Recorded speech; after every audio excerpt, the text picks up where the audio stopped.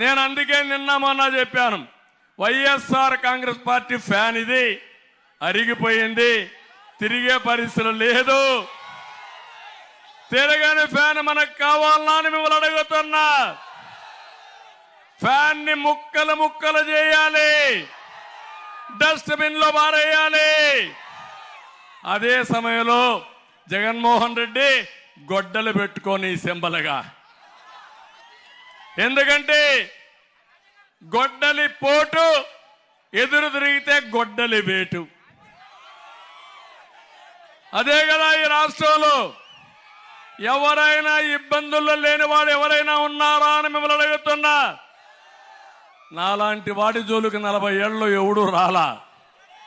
వచ్చాడు బచ్చా,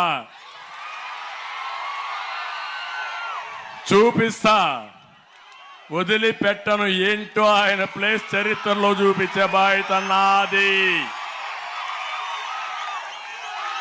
ఇది పులివెందల కాదు, నర్సాపూర్.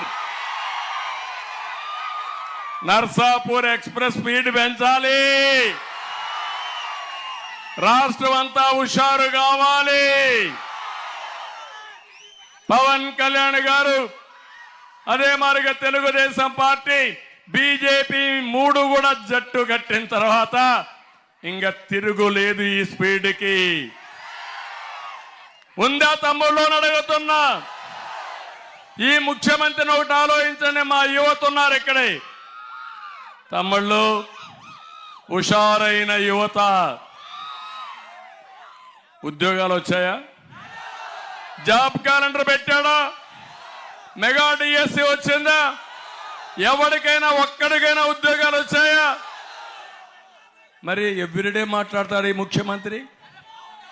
నేను అది చేశా, ఇది చేశా. అందుకే నేను చెప్తున్నా, మళ్ళా జాబు రావాలంటే ఎన్డీఏ రావాలి, పరిశ్రమ రావాలి.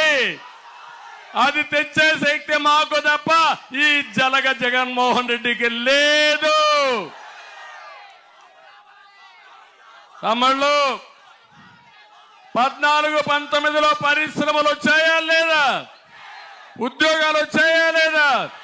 డిఎస్సి పెట్టామా లేదా? ఈరోజు అలాంటి రాష్ట్రంలో మిమ్మల్ని చూస్తా ఉంటే దేశంలోనే 24% అన్ఎంప్లాయ్మెంట్ ఉండే రాష్ట్రం మన రాష్ట్రం. ఇంకో పక్క, అందుకే నేను చెప్పాను, రేపు భవిష్యత్తులో 20 లక్షల మందికి ఉద్యోగాలు ఇప్పించే బాధ్యత మాది. సంవత్సరానికి 4 లక్షలు.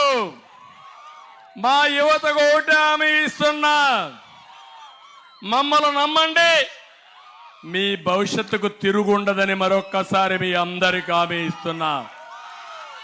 మెగా డిఎస్సి పెడతాం, ఉద్యోగాలు ఇస్తాం, ఇంకో పక్క జాబ్ క్యాలెండర్ ఇస్తాం, సర్వీస్ కమిషన్ లో ఉద్యోగాలను నోటిఫై చేస్తాం. మళ్ళీ హామీ ఇస్తున్నా, ఈ ఉద్యోగం వచ్చే వరకు మీ అందరికి 3,000 రూపాయలు నెలకు నిరుద్యోగ భృతి ఇచ్చే బాధ్యత మాదని మీ అందరికి హామీ ఇస్తున్నా. ఏం తమ్ముళ్ళు, నేనున్నప్పుడు మీకు నిరుద్యోగ భృతి ఇచ్చామా లేదా అని అడుగుతున్నా. ఎప్పుడు కూడా నేను ఒకటి ఆలోచించా, యువత దేశానికి సంపద. బాగా చదువుకొని తర్వాత కూడా ఈ పేదవాళ్ళ దగ్గర కూలి చేసుకునే తల్లిదండ్రులపైన మీరు ఆధారపడితే మిమ్మల్ని చూసి వాళ్ళు ఎంత బాధపడతారో మీరు అర్థం చేసుకోవాలి.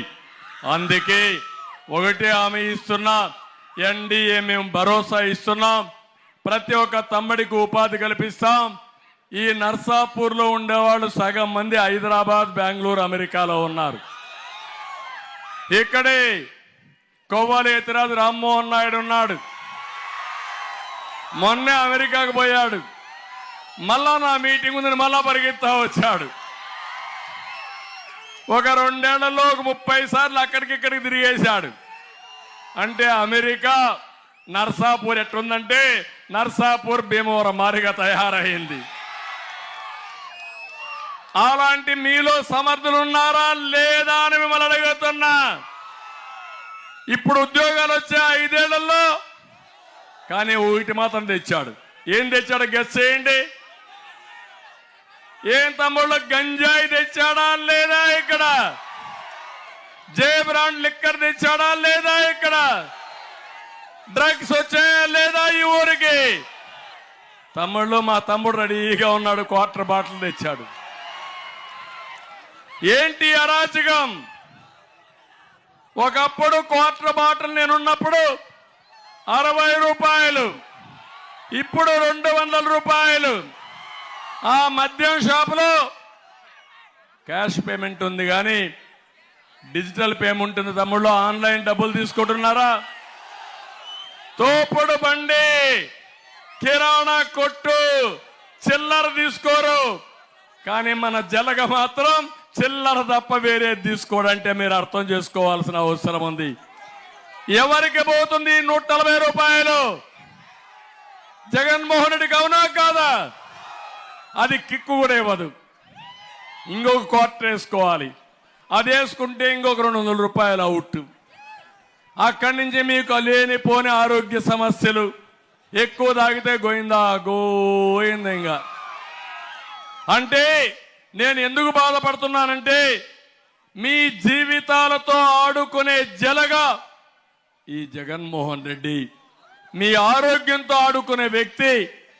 ఇప్పుడు ఏ కిరాణా కొట్టుకెళ్ళినా గంజాయి ఉందా లేదా తమ్ముళ్ళు? ఉందా లేదా? ఆ గంజాయి అమ్మేది కూడా వైఎస్ఆర్ కాంగ్రెస్ నాయకులే. దానికి అండ కూడా ఎక్కడుండే ఎమ్మెల్యేది. ఎక్కడికి పోతున్నారో నాకైతే అర్థం కాల. ఇదే కాదు, నేను ఒకటే చెప్తున్నా, తెలుగుదేశం వస్తానే రేపు మళ్ళీ మేమందరం కలిసి ఎక్కడి నుంచి మీ ఊరు నుంచి పనిచేసే విధానానికి నేను శ్రీకారం చుడతా. వర్క్ ఫ్రమ్ హోమ్, ఎక్కడికెక్కడ మండల కేంద్రాల్లో వర్క్ స్టేషన్లు కట్టి ప్రపంచంలో ఉండే అన్ని కంపెనీలు తీసుకొచ్చి మీరు డబ్బులు సంపాదించే మార్గం చూపించే ఆలోచన మాదని మరొకసారి మీకు హామీ ఇస్తున్నా. ఇది అసాధ్యం కాదు, ఇది సాధ్యం. ఇప్పుడు చాలా మంది గ్రామాల్లోనే పనిచేసే పరిస్థితికి వచ్చారు. ఇప్పుడే మా తమ్ముడు అడుగుతున్నాడు ఇసుక. ఇప్పుడే దారిలో వస్తా ఉంటే చూశాను నేను. దారిలో వస్తా ఉంటే డిఎస్సి కోసం కొంతమంది మెమరాండం ఇచ్చారు. కొంతమంది భవన నిర్మాణ కార్మికులు మా పొట్టగొట్టాడు ఈ జగన్మోహన్ రెడ్డి, ఇసుక పైన మొనోపలి పెట్టి దోచుకున్నాడు. ఇంకో పక్క మీరు ఆలోచిస్తే స్టీల్ రేటు పెంచాడు, సిమెంట్ రేటు పెంచాడు, భవన నిర్మాణం ఆగిపోయింది, మా జీవితాలు నాశనం అయిపోయాయని చెప్పే పరిస్థితికి వచ్చారు. నేను అడుగుతున్నా, తెలుగుదేశం హయాంలో ఒక ట్రాక్టర్ ఇసుక ఎంత తమ్ముళ్ళు? 1000 రూపాయలు అవునా కాదా? ఇప్పుడు ఎంత? 5000 అవునా కాదా? 4000 ఎవడికి పోయినాయని మిమ్మల్ని అడుగుతున్నా. ఇలాంటి చాలా జరిగాయి. ఒకటే కాదు, అన్ని పన్నులు పెరిగిపోయినాయి. మీరు ఒకసారి చూస్తే పెట్రోల్ డీజిల్ పెరిగింది, విద్యుత్ ఛార్జీలు పెరిగాయి, సాగు భారం